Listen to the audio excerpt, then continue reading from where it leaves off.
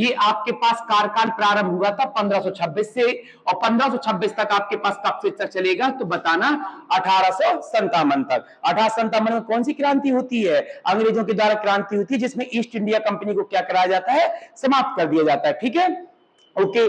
अब इस कार्यकाल को दो भाग में बांटते हैं, क्योंकि 1857 तक तो मॉडर्न हिस्ट्री प्रारंभ हो जाएगी, तो मुगल काल को दो भाग में बांटते हैं।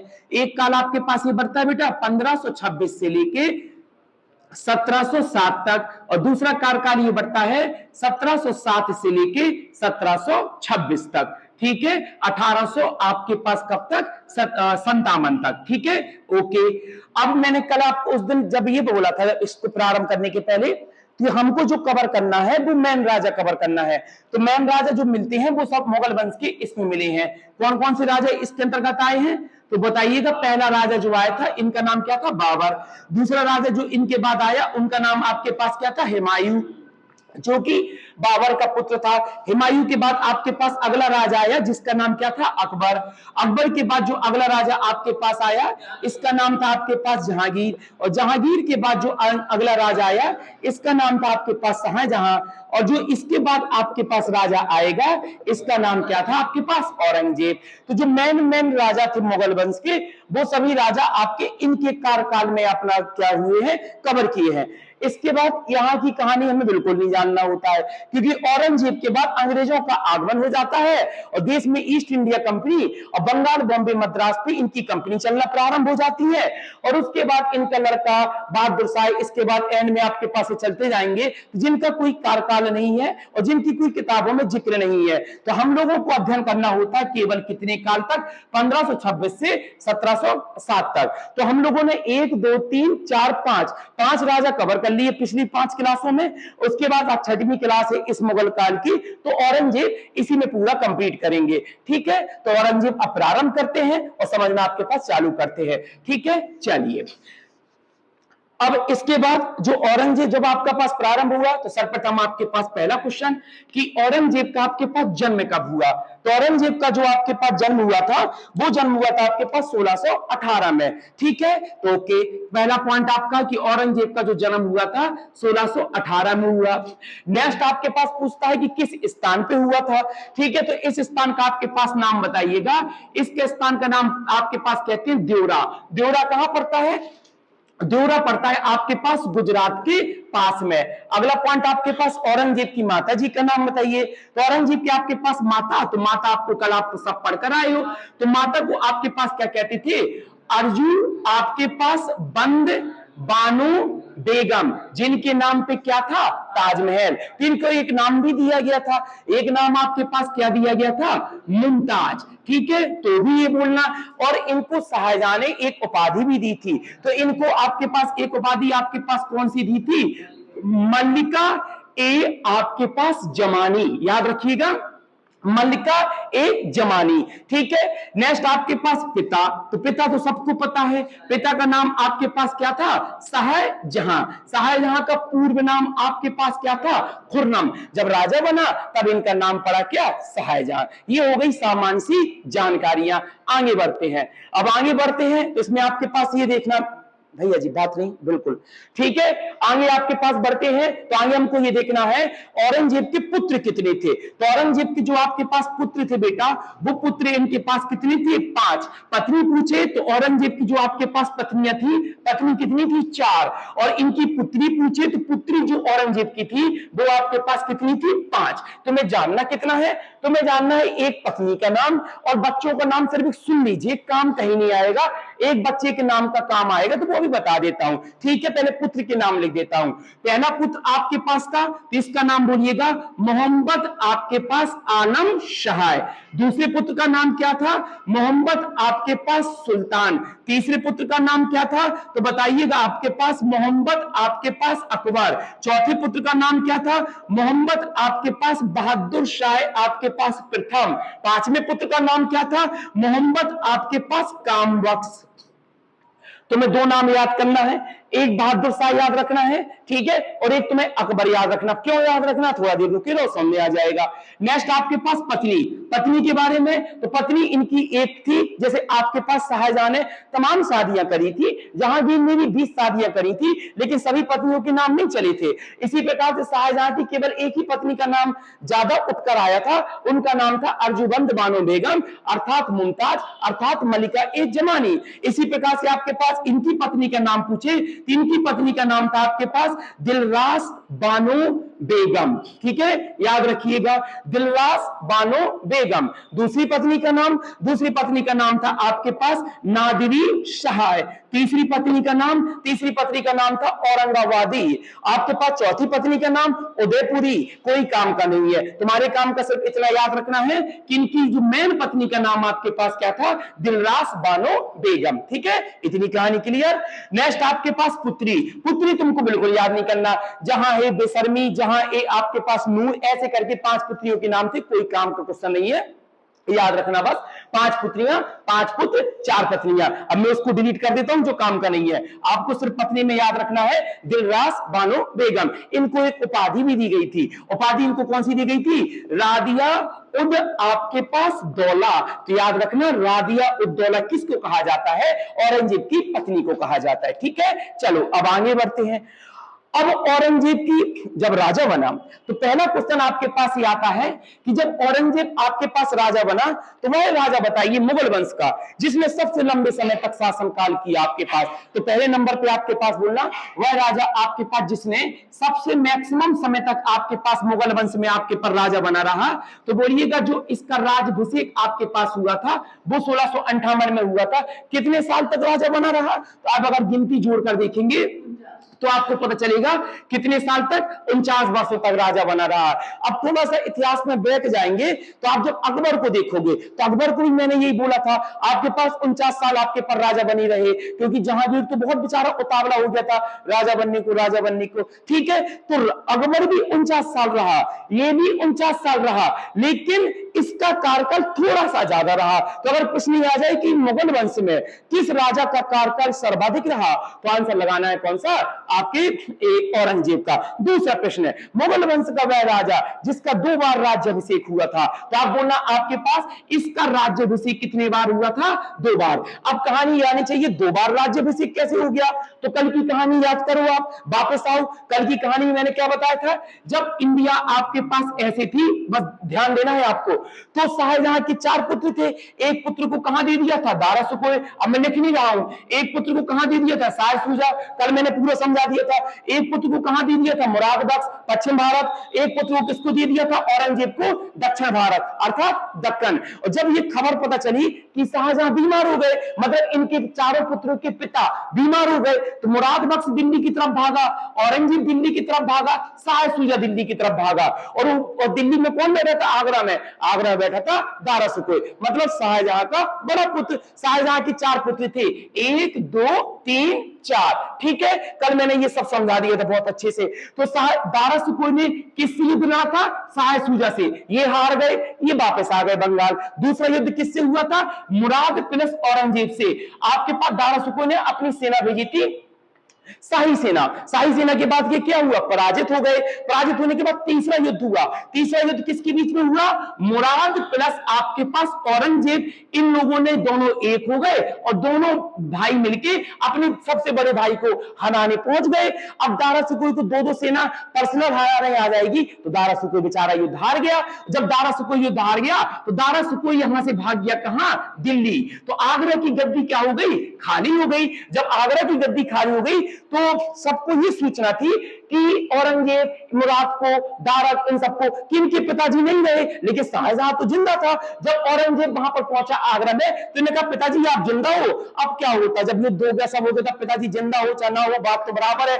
जैसे औरंगजेब पहुंचा, औरंगजेब ने अपने आप को गद्दी दे दी। औरंगजेब ने कहा आज मैं राजा। तो पहला राजा औरंगजेब कब बना था, तो बताना 1658 में। क्वेश्चन पूछता है कब, तो आंसर देना आपके पास जुलाई जुलाई के महीने में। ठीक है, अब क्या हुआ, जब औरंगजेब को पता चला शाहजहां तो अभी जिंदा है, तो औरंगजेब ने कहा कि पहले मुझे दारा सुकोई को मारना पड़ेगा, अपने बड़े भाई को। दारा सुकोई कहां भाग गए थे? दिल्ली। अगला युद्ध कहां को होता है? दिल्ली में होता है। तो औरंगजेब दारा सुकोई से तो बाद में लड़ता है, पहले किसकी हत्या करवा देता है? अपने छोटे भाई की। क्या नाम है? मुराद। उसके बाद दिल्ली पहुंचता है। दिल्ली से दारा सुकोई इतना डर जाता है कि दारा सुकोई भागकर पहुंचता है एक जमींदार के पास। वो जमींदार किसको जानता था?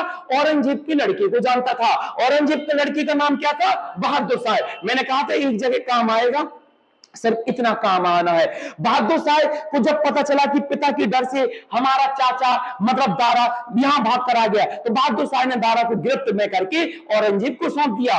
औरंगजेब ने उसके ऊपर एक आरोप लगाया। आरोप कौन सा लगाया? काफिर का। और काफिर का आरोप लगाया, दारा सुकोई की क्या करा दी? मृत्यु करा दी। और कहां पर गड़वा दिया? आपके पास हुमायूं के मकबरा में। अब राजा दोबारा कौन बनता है? औरंगजेब। अब राजा कहां का बना? दिल्ली का। और दिल्ली का राजा दोबारा बनता है, तो पूछता है औरंगजेब दूसरी बार राजा कब बनता है? तो बोलना 1659 में जून में। जब पहली बार राजा कहां का बनता है? तो आंसर देना आगरा का। दूसरी बार राजा कहां का बनता है? तो आंसर देना दिल्ली का। तो मुगल वंश में किस राजा के 2 बार राज्याभिषेक हुए थे? तो आंसर देना इनके, औरंगजेब साहब के। चलिए आपने इतनी हेडिंग कवर कर ली, आगे बढ़ते हैं। एक हेडिंग ये कवर, एक हेडिंग ये कवर। अब नेक्स्ट आपके पास औरंगजेब की उपाधियां। उपाधियां भैया इसकी बड़े काम की है, पहले उपाधियां देख लेते हैं एक, फिर उसके बाद आपके पास आगे चलते हैं। चलिए बेटा, पहली उपाधि तो बोलना औरंगजेब को जो पहली उपाधि दी गई थी, वो उपाधि दी गई थी कौन सी? बहादुर। अब ये भी याद करते चलो बहादुर उपाधि क्यों दी थी। देखो कहानी में थोड़ा फ्लैशबैक में जाओ। आपके पास औरंगजेब के पिता शाहजहां, शाहजहां के पिता का नाम क्या था? जहांगीर। आपको मैप पूरा याद होना चाहिए। ये आपके पास कौन है? जहांगीर। जहांगीर के बेटा का नाम क्या था? शाहजहां। जहांगीर के पिता का नाम क्या था? अकबर। अकबर के पिता का नाम क्या था? हुमायूं। हुमायूं के पिता का नाम क्या था? बाबर। अब औरंगजेब के पिता का नाम क्या है? शाहजहां। तो जब शाहजहां ने एक बार विद्रोह किया था, किसका?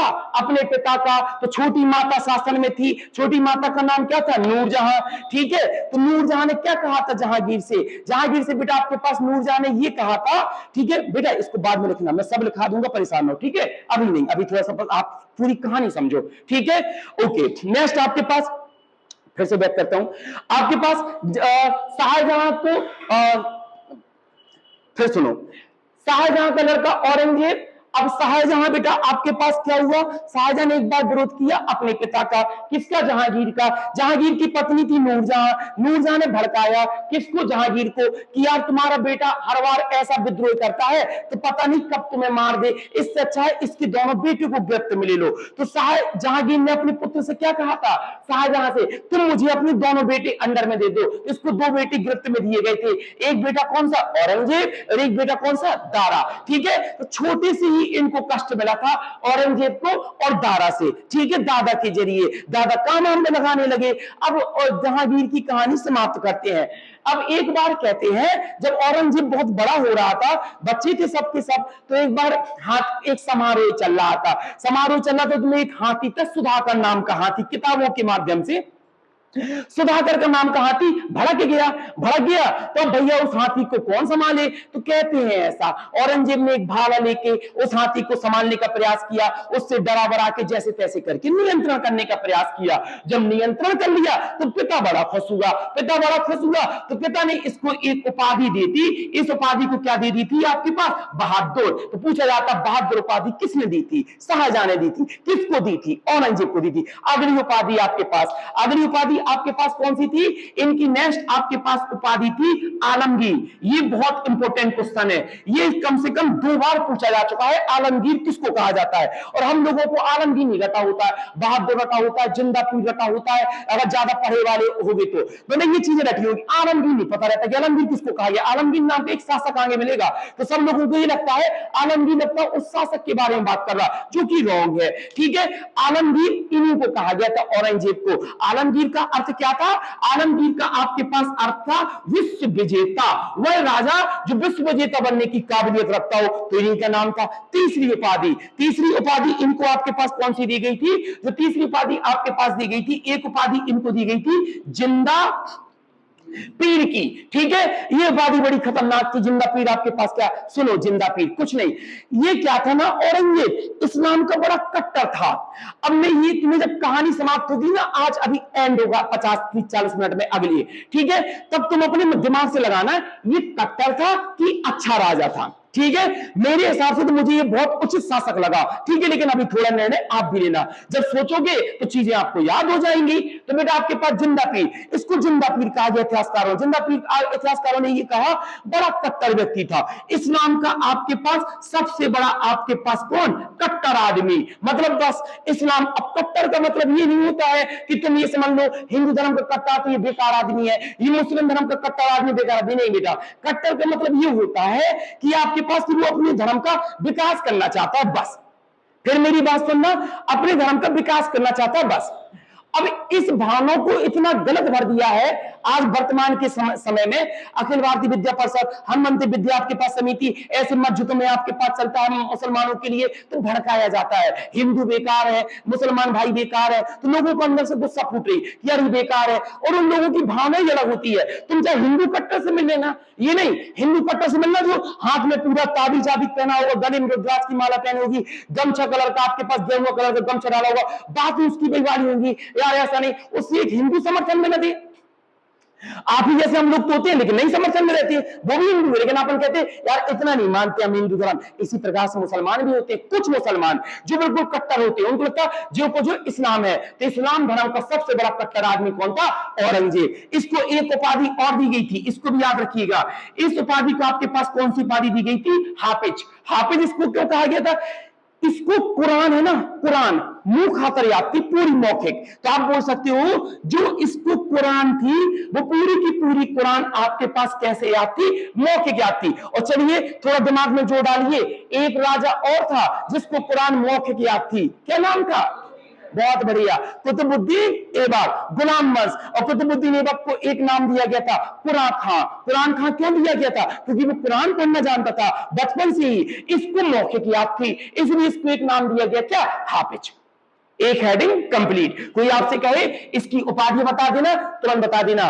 बहादुर इसी की उपाधि है, आलमगीर इसी की उपाधि है, जिंदा पीर औरंगजेब को ही कहा जाता है, आपके पास हाफिज इन्हीं को कहा जाता है। कोई पूछे राज्याभिषेक बोल देना 2 बार, कोई पूछे पिता पुत्र बेटा बेटा तो ये बता देना। चलिए अब अगली हेडिंग कवर करते हैं। अगली हेडिंग इनकी आती है आपके पास कौन सी, कार। कार के पहले मैं तुम्हें थोड़ा सा विद्रोह बता दूं। इसकी जीवन में 3 विद्रोह हुए थे और बहुत मैन विद्रोह हुए थे, ठीक है, ध्यान देना। अगली हेडिंग आपके पास विद्रोह, इसको छोड़ दो, अब आगे बढ़ते हैं आपके पास नेक्स्ट, ठीक है। पहला विद्रोह, पहला इसका विद्रोह हुआ था एक जाट से, ठीक है। अब ये कहानी किताबों में बड़ी कम आती है जाट वाली, ठीक है, थोड़ा ध्यान से सुनना। होता कुछ नहीं था, औरंगजेब थे थोड़े से इस्लाम के कट्टर आदमी, तो जाट तो तुम जानती हो, पंजाब हरियाणा के आदमी, थोड़ा सा जाट मतलब लड़ने को तुरंत तत्पर। उन्हीं का एक राजा था, उस राजा का नाम था आपके पास राजा राम, याद रखा, राजा राम। ये हिंदू था तो किसी को किसी की बात बुरी नहीं लग जाती, तो राजा राम को ये लगा यार तुम यार इतने बड़े कट्टर बनते हो और पूरे के पूरे भारत में तुम बस इस्लाम धर्म का प्रचार करना चाहते हो, यार ये तो गलत बात है, इतना कट्टर तो हम भी नहीं है हिंदू होकर। इसमें कर रुक जाओ बेटा, तुम्हें चढ़ाने के लिए, तुम्हें दुख देने के लिए, तुम्हें नीचे इंसल्ट दिखाने के लिए मैं एक ऐसा कार्य करूंगा जिससे औरंगजेब को बड़ी नीचता महसूस होगी। और ऐसा खतरनाक काम कर दिया इस राजा राम ने, इतिहास बन गया। इसने क्या किया, अपनी छोटी मोटी टुकड़ी की सेना थी, इतना दम तो था नहीं कि औरंगजेब से लड़ लेता, छोटा मोटा राजा था, लेकिन अब किसी को जेलसी की भावना आ जाती है कि इसको मुझे नीचे दिखाना है तो कुछ भी कर सकता है। तो इस राजा राम ने क्या किया, इसके पिता शाहजहां, शाहजहां के पिता जहांगीर, जहांगीर के पिता अकबर, अकबर के मकबरा में गया। अकबर को कहां दफनाया गया था, आगरा में। आगरा में कहां पर दफनाया गया था, सिकंदराबाद में, ठीक है। इसने अकबर की मकबरा को निकाला, थोड़ा कहानी सुनना, अकबर की मकबरा को निकाला। अब बेचारा उसमें क्या बचेगा, अवशेष बचेंगे, अवशेष मिले, हड्डियां बड्डियां मिली। इसने अकबर की सभी हड्डियां ली और उन्हीं हड्डियों को हिंदू नीति की तरीके से जला दिया चिता में, ठीक है। अब जैसे औरंगजेब को यह पता चला कि भैया मेरे दादा परदादा की हड्डी निकाल के मुस्लिम धर्म की नीति से नहीं हिंदू धर्म की नीति से दाह संस्कार भी दिया, आओ बबूला हो गया औरंगजेब, जिंदा पीर था, तुरंत तलवार निकालता था, देर लगती थी तो उसको। ठीक है, आपके पास इस्लाम का कट्टर आदमी, इसने भी जलाने के लिए किया था कि रुक जाओ बेटा, तुम इतनी हरकत दिखा सकती हो तो मैं भी कुछ कर सकता हूं। औरंगजेब तुरंत आगे सेना लेकर इस जाट के पास, राजा राम की क्या कर दी, हत्या कर दी। राजा राम के बाद अगला राजा बनता है राजा राम का बेटा चंद्रचूड़, लेकिन चंद्रचूड़ जब तक इसका मुकाबला करेगा तब तक औरंगजेब की मृत्यु हो जाती है। पहला विद्रोह समाप्त। सेकेंड विद्रोह कौन से था? सेकेंड विद्रोह था सिख का। ये तो मेरे बिना पढ़ाई भी आप सब जानते हो सिख का विद्रोह किसका हुआ था। अब सुनो, लेकिन आप लोगों को यह नहीं पता होता है औरंगजेब ने सिख धर्म की 9वें गुरु तेग बहादुर को क्यों मारा था। कोई बच्चा बताएगा तेग बहादुर को क्यों मारा था? आप ये तो तुरंत बता दो, अर्जुन देव को क्यों मारा था औरंगजेब? उसने क्या नाम था उनका? अर्जुन देव को किसने मारा था? जहांगीर ने। औरंगजेब ने तेग बहादुर को क्यों मारा था? किसका? गलत, रॉन्ग। ना ना ना, शरण नहीं दी थी। सुनो मेन रीजन क्या था, मेरी बात समझो, ठीक है? हाँ हाँ बिल्कुल सही। इस्लाम, सुनना मेरी कहानी बिल्कुल अच्छे से। औरंगजेब ये चाह रहा था पूरे भारत में इस्लाम धर्म का प्रचार हो जाए, गलत नहीं चाह रहा था। मेरा थोड़ा एक मॉडर्न बन के सोचना, एक स्टूडेंट बन के, कि वो कट्टर था तो वो ये चाह रहा था इस्लाम धर्म का प्रचार हो जाए, बस चाहे जैसे भी प्रचार हो। तो इसने टारगेट किया सिख धर्म की सबसे बड़ी गुरु को। सिख धर्म की सबसे बड़ी गुरु थे गुरु तेग बहादुर। उस समय कौन सी नंबर की गुरु थे? तो आंसर देना, 9वें नंबर की गुरु को। सिख बहादुर को इसने बुलावा पहुंचवाया। तेग बहादुर से कहा आप महाराज यहां आइए। तेग बहादुर को कहां बुलाया? तेग बहादुर को बुलाया इसने कहां पर? दिल्ली। अब भैया सिख धर्म की सबसे बड़ी गुरु तेग बहादुर पहुंच गए। तेग बहादुर का महाराज बादशाह बताइए क्या चाहिए आपको? उन्होंने कहा बस मैं तुमसे एक चीज चाहता हूं, तुम आज से गुरु हटा दो अपने नाम के आगे, आज से तुम गुरु के स्थान पे पीर लिखने लगो। पीर लिखने का मतलब है इस्लाम धर्म को अपना लो, ठीक है? अब ये बात अगर औरंगजेब किसी आम लोगों से कहता, जैसे आपसे, हमसे, या किसी भी सिख धर्म के किसी नॉर्मल व्यक्ति से, और थोड़ा मोड़ा प्रलोभन दे देता पैसे का, तो कोई भी मान जाता, ठीक है? ऐसा हो जाता है। जैसे आज के नरेंद्र मोदी प्रधानमंत्री है पूरे भारत देश का, अगर मान लो आपको कह दे कि एक मिनट के लिए, मान लो सोच के देख लो, ईसाई धर्म अपना लो, हम तुम्हारे अकाउंट में 5 करोड़ दे देंगे, तो कुछ समय के लिए तुम सोच जरूर लोगे यार एक तो प्रधानमंत्री कह रहा, ऊपर से 5 करोड़ मिल रहा, तो अपना लो, क्या दिक्कत है?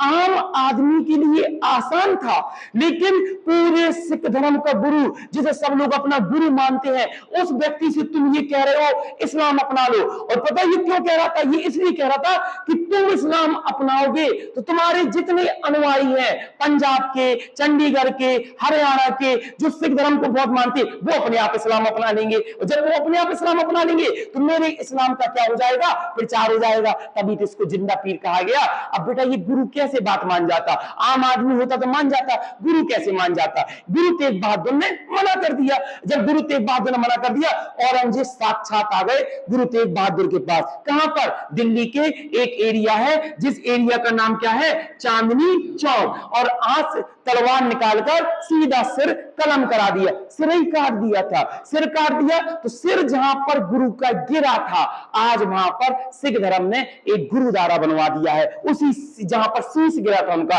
उस गुरुद्वारा को कौन सा गुरुद्वारा कहते हैं? तो आप बोलोगे उस गुरुद्वारा को शीशगंज गुरुद्वारा कहते हैं।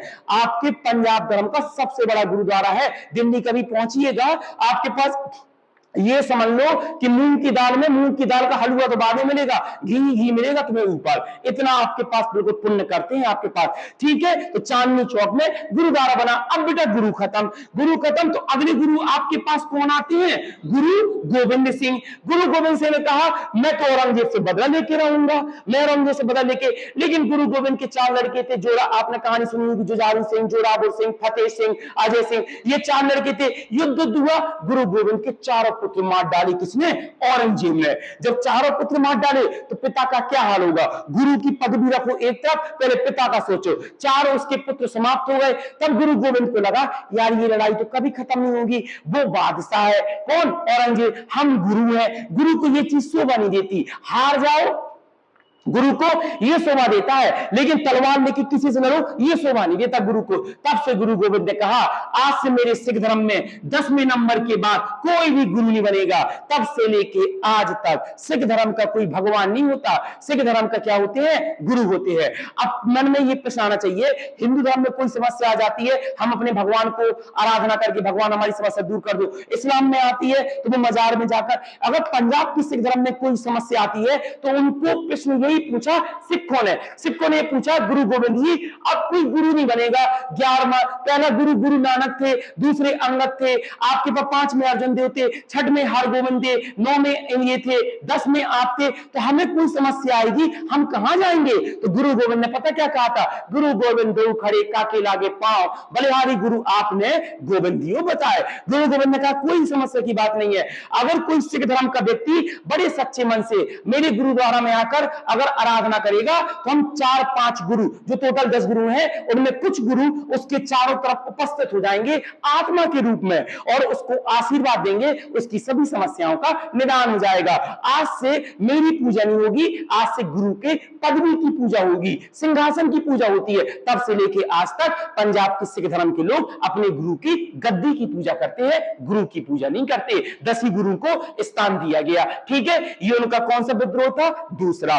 तीसरा विद्रोह देखिए इनका औरंगजेब के समय, तीसरा विद्रोह कर दिया किसने, अकबर ने। कौन सा अकबर, उसका पुत्र ने, औरंगजेब के पुत्र ने विरोध कर दिया। अब इसके पीछे कहानी समझिए, इसका भी बड़ा यहां पर एक ऐसा ताना वाना बनता है कि औरंगजेब अकबर को छोड़ दूसरे के पीछे पड़ जाता है। तो इसका पूरा नाम है, क्या बोलना, इसका पूरा नाम है मोहम्मद अकबर। अकबर नाम समझ जाना ये वाला, मोहम्मद अकबर। अब सुनो इसकी क्या कहानी थी। अकबर को ये लगने लगा कि यार हम राजा कब बनेंगे, 40-50 साल हो गए पिता को, हम राजा तो बन ही नहीं पाएंगे, ठीक है। अकबर ने पिता का एक कमी की बहुत बड़ी फायदा उठाई, बहुत बड़ी फायदा उठाई एक कमी की। उसने ये देखा मेरा पिता पूरा कट्टर है, इस्लाम मानता, और मेरा पिता हिंदुओं से बना के नहीं चलता। और हिंदुओं में इस समय जो पावर की सेना में है तो वो 2-3 लोग हैं। एक लोग कौन है, मेवाड़ के, एक लोग कौन है, चित्तौड़ के, एक लोग कौन है नीचे मालवा के, ऊपर की तरफ चले जाओ तो उदयपुर वाले, ठीक है। और अकबर ये भी जानता था कि मेरे पिता तो छोड़ो, लेकिन मेरे पिता के पिता, पिता के पिता, पिता के पिता, इन लोगों ने राजपूत फैमिली से क्या करी है, शादी करी है। अकबर ने भी शादी करी जोधाबाई से, आपके पास जहांगीर ने भी शादी करी जगत गोसाई से, राजा मानसिंह की बहन से, उदयपुर की उदय सिंह की पुत्री से। आपके पास इन्होंने भी शादी करी, आपके पास इन्होंने भी कई शादी करी, लेकिन नूरजहां ज्यादा फेमस हो गई थी, ठीक है, शादी करी। तो राजपूतों से मुगल वंश की अच्छी बनने लगी थी, इनकी बनने लगी, इनकी बनने लगी, इनकी बनने लगी। लेकिन औरंगजेब ठहरा कट्टर आदमी। औरंगजेब ने कहा राजपूतों से हम तो न बनाए, हिंदुओं से, राजपूतों से काहे की नहीं बनाएंगे। तो औरंगजेब ने एंटी हो गया, किसके, चित्तौड़ के, मेवाड़ के, मालवा, किसी की नहीं सुनता था औरंगजेब। औरंगजेब कहते थे आज से शादी वादी सब बंद, कोई राजपूत में शादी नहीं होगी आपके पास ये सब, इसलिए उसको कट्टर बोला गया इतिहासकारों में। इसका फायदा उठाया उसके सगे बेटे ने, अकबर ने। अकबर ने कहा मेरे पिता को एक ही लोग हरा सकते हैं, कौन हरा सकते हैं, चित्तौड़ के आदमी, मेवाड़ के, मालवा के। ये क्या किया, ये अकबर तीनों से मिल गया, आपके पास मालवा के राजपूतों से, मेवाड़ के राजपूतों से, चित्तौड़ के राजपूत से। तीन ही विद्रोह हुए थे, तुम्हें बिल्कुल अच्छे से याद रखना ये 3 विद्रोह, ठीक है। पूछता है औरंगजेब की किस बेटे ने औरंगजेब के खिलाफ विद्रोह कर दिया था, आपके पास अकबर ने। किसने उनका समर्थन किया था, राजपूतों ने। अभी राजपूतों से मिल गया, राजपूतों से कहा भैया हमारे पिता को अगर तुम हरा दो तो तुम जो चाहो मिल जाए। अब राजपूतों को इतना अच्छा मौका कहां मिलेगा। अकबर दबाए रहा, जहांगीर दबाए रहा, शाहजहां दबा के रखा, औरंगजेब दबा के रखा। अगर औरंगजेब हार गया इसका मतलब है इंडिया में दोबारा राज आने वाला था किसका, राजपूत वंश का। और लोगों को इस बात की उम्मीद थी, चलो मान लो नहीं हार पाएंगे तो नहीं हरा पाएंगे, औरंगजेब कभी तो समाप्त होगा, और जब औरंगजेब समाप्त होगा तो उसका लड़का राजा बनेगा, उसका लड़का राजा बनेगा तो हम पहले राजा बन जाएंगे। अब ये बात उड़ती उड़ती पहुंच गई औरंगजेब के पास कि मेरा बेटा राजपूतों से मिल गया, अब क्या करे औरंगजेब। औरंगजेब ने दिमाग लगाया, औरंगजेब ने चिट्ठी लिखी। चिट्ठी बहुत ध्यान से सुनिएगा, उस समय इतना दिमाग बहुत होता था। औरंगजेब ने चिट्ठी लिखी, चिट्ठी में लिखा मेरे प्रिय पुत्र अकबर, मैंने तुम्हें राजपूतों से दोस्ती करने के लिए भेजा था और तुमने बहुत अच्छी दोस्ती राजपूतों से कर ली है।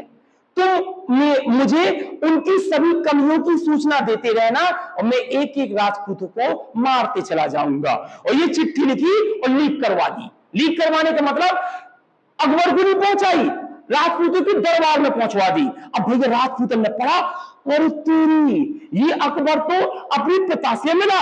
राजपूतों के पास बुद्धि बड़ी कम ही होती है, बस ठेका होती पूरा, ठीक है, उनसे लड़वा लो, बस इतना काम है। उनका तुरंत खून खोलता, उनको लगा बताओ यार आपके पास मैं धोखा दे दिया, नमक हलाली कर दी इसने अकबर ने, बताओ ये किससे मिला है? औरंगजेब से मिला है। औरंगजेब का ये चाल था। अब आज के समय तुम्हें लगेगा ऐसा यार ये कोई बुद्धि है और इतना सी बुद्धि लगा दी। बेटा उस समय ये बहुत बड़ी बुद्धि थी, आज तुम्हारे लिए कोई बड़ी बुद्धि नहीं। आज तुम लोग ऐसे तो ऐसे बहाने तो तुम बाएं चाट बोल जाते हो। कोई तुमसे भाषण में बोल दे कहां थी, तो हम बोल दो कि कहीं नहीं थी, कोचिंग पढ़ रहे थे, लो ठीक है, अब खत्म। अब ये तुम्हें लगेगा यार इतना छोटा मोटा झूठ। आज के समय पे इतना छोटा मोटा झूठ था, पहले बहुत बड़ा झूठ होता था इतना, ठीक है। आपके पास जैसे ये पत्र पहुंचा, इन लोगों ने कहा, सभी राजपूतों ने तलवार निकाल ली अकबर को मारने के लिए कि बेटा तुम पिता से मिले, पहले तुम्हें तुझे मारूंगा। वो तो ये चिट्ठी भी हो गई, और चिट्ठी बेचारी झूठी थी। अकबर ने कहा हमको तो चिट्ठी पढ़ा दो, पापा ने कौन सी भेजी? उन्होंने कहा तुम मेरा पढ़ाई, तुम बहुत गद्दार आदमी हो, ठीक है। अकबर ने कहा लो, अब ये मार डालने लगे, एक तलवार निकाली, अकबर बेचारा यहां से भागा। अब अकबर कहां जाएगा भाग के? दिल्ली जाएगा तो पिता मारेगा, ठीक है, और यहां जाएगा तो राजपूत मारेगा। अकबर ने एक नाम सुना था कि इंडिया में एक राजा और है जो औरंगजेब को हरा सकता है। क्या नाम है उसका? शिवाजी, ठीक है। आपके पास शिवाजी, अकबर ने कहा शिवाजी के पास चलो। कहां? दक्षिण भारत, ठीक है। अकबर भागते भागते कहां गया? शिवाजी। इन्हें कहा शिवाजी का, शिवाजी की मृत्यु उस समय तक हो चुकी थी, अब शिवाजी नहीं था। वहां पर आपके पास कौन था? शिवाजी का पुत्र था जिसका नाम क्या था? संभाजी, ठीक है। संभाजी से मिला, संभाजी से कहा बताओ यार ऐसा हो गया हमारे साथ। संभाजी ने कहा कोई दिक्कत नहीं, जितनी मदद होगी हम मराठा तुम्हारी मदद कर देंगे। लेकिन अब बेचारा संभाजी क्या कर लेता? औरंगजेब को पता चला अच्छा अब मेरा बेटा राजपूतों के स्थान से मराठों से मिल गया। औरंगजेब ने कहा रुक जा बेटा, संभाजी को न छोड़ेंगे। पूरी सेना पहुंचने लगी संभाजी की तरफ। अब संभाजी क्या करता? संभाजी युद्ध हारना प्रारंभ हो गए। संभाजी में थोड़ी सी दम थी शिवाजी में, ठीक है। शिवाजी में आज पूरा नहीं करना क्योंकि शिवाजी कम से कम 1 घंटे का लेक्चर कल का रहेगा, 2 क्लास और लगेंगी, मध्यकालीन इतिहास समाप्त हो जाएगा, ठीक है। अभी सिर्फ इतना सुन लो। संभाजी अब युद्ध हारने लगे, जब युद्ध हारने लगे तो अकबर को लगा यार अब तो मैं यार बिल्कुल बर्बाद हो गया, मैं कहां जाऊं? अकबर इंडिया छोड़ दिया। अकबर भारत छोड़ छाड़ के आपके पास कहां चला गया? अकबर भारत छोड़कर आपके पास चला गया कहां? फारस, बोलेंगे अफगानिस्तान, ठीक है। ये उनके क्या थे? 3 विद्रोही थे। ये क्या थे? उपाधियां थी। ये क्या थे? राज्याभिषेक थे। अगली हेडिंग और अंतिम हेडिंग सबसे महत्वपूर्ण हेडिंग, ठीक है। औरंगजेब ने कार्य कौन कौन से किए, ध्यान रखिएगा, बहुत इंपॉर्टेंट अंतिम हेडिंग है। इतना तुमने ध्यान से समझ लिया, थोड़ा और ध्यान से समझ लो, ठीक है। और यहां पर दिमाग लगाना है, इसको कट्टर बोला जाए या ना बोला जाए, ठीक है। पहला काम, इसकी पत्नी खत्म हो गई। पत्नी का नाम क्या था? दिलरास बानो बेगम। जब ये खत्म हो गई तो उसने कहा रुक जाओ बेटा, मेरे पिताजी ने इतना बड़ा ताजमहल बनाया था अपनी पत्नी के लिए, मुंह बताऊंगा मैं अपनी पत्नी को बहुत चाहता था। ताजमहल तो ना बना पाऊंगा लेकिन ताजमहल जैसा बनाने का प्रयास जरूर करूंगा, ठीक है। काम चालू हुआ, काम चालू हुआ। पहला कार, इसको क्या बोला जाता है? बीवी का मकबरा। कहां पर है? महाराष्ट्र में। महाराष्ट्र में किस एरिया में है? तो आंसर देना कहां पर? औरंगाबाद में। अब बीबी का मकबरा बिल्कुल फोटो कॉपी, कभी गूगल में चित्र डाल के देखना आप, ठीक है। बिल्कुल फोटो कॉपी कैसा? ताजमहल का, ऐसा बना है बिल्कुल ताजमहल जैसा। लेकिन तुम ऐसे समझ लो ताजमहल का कुपोषण, मतलब कौन हट्टा कट्टा आदमी जा रहा और कौन वही हट्टा कट्टा आदमी ऐसे बस। लेकिन अब बेचारे को प्यार तो दिखाना था, तो उसने कहा रुक जा बेटा, हट्टा कट्टा प्यार नहीं कर पाया अपने पापा जैसा, लेकिन प्यार तो किया ना मैंने। किससे? दिलरास बानो बेगम से। उसने बना दिया, और जब उसका बना दिया तो उसका मजाक उड़ गया इसके ताजमहल का। और 5 क्वेश्चन पूछे जाते हैं इस बीवी के मकबरा से। पहला क्वेश्चन, किस मकबरा को ताजमहल का फूहड़ कॉपी कहा जाता है? फूहड़ मतलब इतिहासकार कहते थे फूंक मारो हो जाए ताजमहल। कौन सा? ताजमहल का फूहड़ कॉपी। किसको ताजमहल की नकल कहा जाता है?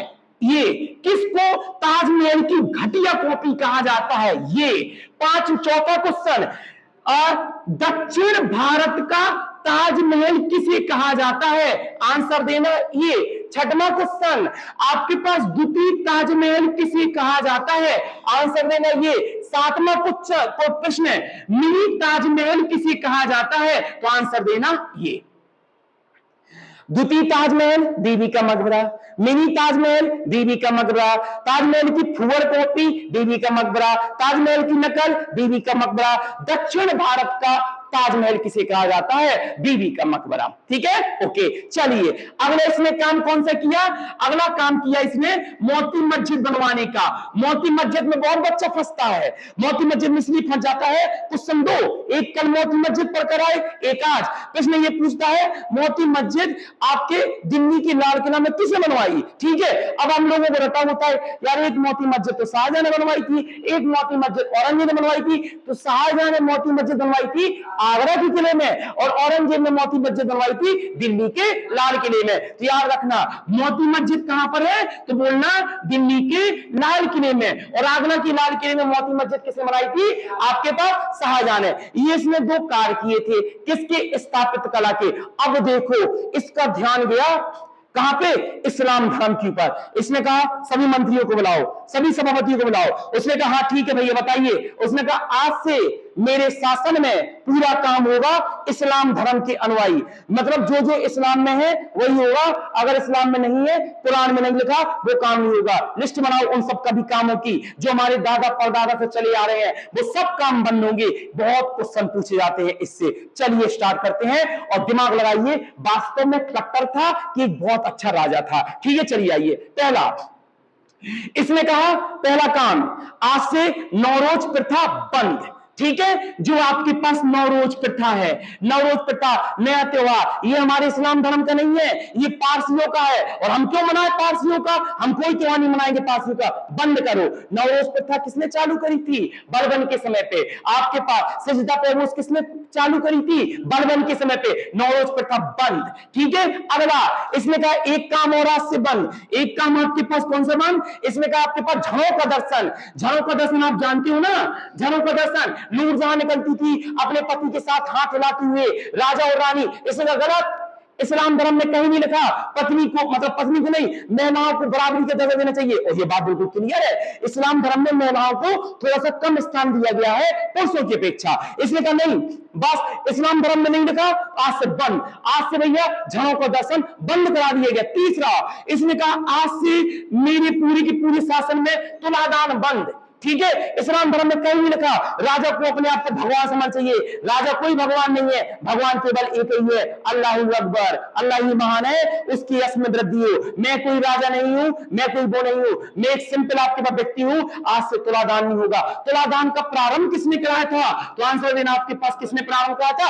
अकबर ने। और तुलादान तो जानते हो ना, पहले तुलादान तराजू होता था, राजा बैठ जाता था, राजा के बगल में सोने चांदी के बराबर उसको तोला जाता था, और जितना सोना चांदी तोल जाती थी वो सोना चांदी समाज में जनता में बांट दिया जाता था। तुलादान आज भी होता है। अब आगे आपके पास नेक्स्ट, अब इसने क्या किया भैया, आपके पास क्या करें?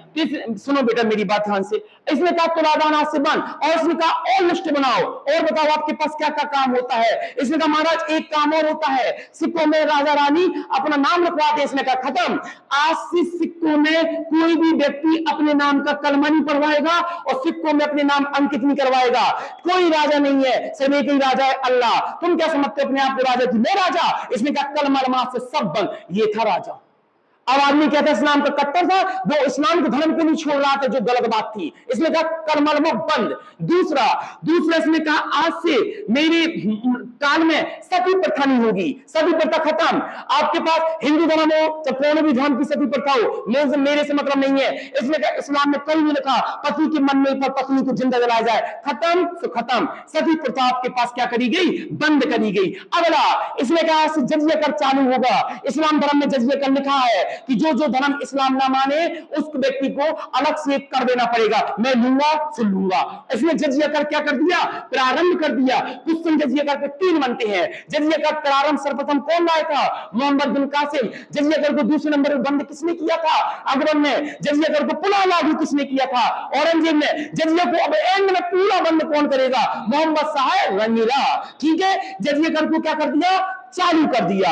अगला इसने और लिस्ट बनाई, इसने कहा और बताइए। इन्होंने कहा महाराज हिंदुओं में एक त्योहार होता है बड़ा, उसमें लफदर हो जाता है। आपके पास भौजा भौजी को रंग लगा रहे, जीजा साड़ी को रंग लगा रहे, बहुत लफड़ा होता है। इसने कहा अच्छा ये बंद करो त्योहार, ये त्योहार कौन सा है, आज से आपके पास होली क्या बंद। इसने कहा होली नहीं बनेगी मेरे शासन काल में, कहीं इस्लाम धर्म में लगा कि चुप्पा छुप्पी खेलो, कोई आपके पास होली होली आपके पास नहीं खेलेगी। ठीक है, और होली होली बनाया किसने प्रारंभ किया था, दिवाली, रक्षाबंधन, शिव पार्वती, मतलब शिवरात्रि, और आपके पास क्या वो दारू वारू पीना, ये उसने कहा सब बंद। दादा दादा सब बकवास आदमी थे, आज से होली होली सब बंद। इसने कहा मुसलमानों का एक त्योहार भी बहुत दिक्कत करता है, इसमें तो कौन सा, मुहर्रम। मुहर्रम में बड़ी वो हो जाती है, इसने कहा मुहर्रम बंद। ठीक है, आपके पास कौन सा त्योहार आपके पास बंद, मुहर्रम। ये पॉइंट समझ लो, याद रखेंगे, सब अलग अलग क्वेश्चन है। मुहर्रम किसने बंद किया था, होली किसने बंद किया था, जजिया कर किसने लागू किया था, कलमा किसने बंद किया था, झड़ों का दर्शन किसने बंद किया था, नौरोज किसने बंद किया था, ये सब। अब इतने में नहीं रुका औरंगजेब, और आप मैंने बोला था ना एंड में खुद का दिमाग लगाना, सही राजा था कि गलत राजा था। इतने नहीं रुका, उसने आपके पास और बड़ा, और बताओ मेरे मुगल वंश में और कौन कौन सी गलतियां होती। महाराज एक गलती और हो रही है, कौन सी, वेश्यावृत्ति। यहां पर अपने यहां वेश्यावृत्ति का शासन आपके पास बहुत है, मतलब लड़कियों का गलत प्रयोग किया जा रहा है। जो दबी कुछ लड़की, उसने कहा सब वेश्याओं को बुलाओ, जितने मेरे समाज में सब वेश्याओं को बुलवा दिया, सबको। उनसे बोला धंधा छोड़िए, इस्लाम धर्म में ये कहीं नहीं लिखा कुरान में कि लड़कियां ये सब व्यापार करेंगी। अब उन लड़कियों ने कहा महाराज हम धंधा छोड़ देंगे, तुम्हारा पैसा ही सब कौन देगा, हम नहीं छोड़ पाएंगे। उन्होंने कहा तुम नहीं छोड़ पाएंगे, जिंदा पीर, हाँ जिंदा पीर, हाँ छोड़ देंगे। और तुम ऐसे कौन छोड़ोगे, तुम्हारे कौन भरोसा नहीं है। सेनापति को बुलाया, पुरुषों को पकड़ के लाओ, पुरुष आपके पकड़ के लाए, सब शादी करो, अभी शादी करो और गाना बजाओ। अभी मेरा पति जैसा भी हो, अंधा हो लूड़ा हो, जैसा भी हो, मेरा पति मेरे लिए देवता है। ठीक है, लो भैया सबरी वेश्या क्या बन गई, पत्नी बन गई। इसने कहा बस आज से तुम वैसे नहीं हो, आज से तुम कौन हो, पत्नी। और पत्नी के धर्म क्या है, पति धर्म निभाना, और ना निभाया। ठीक है, लोगों ने वेश्यावृत्ति बंद। ठीक है, मतलब समझ लो समाज सुधरने लगा।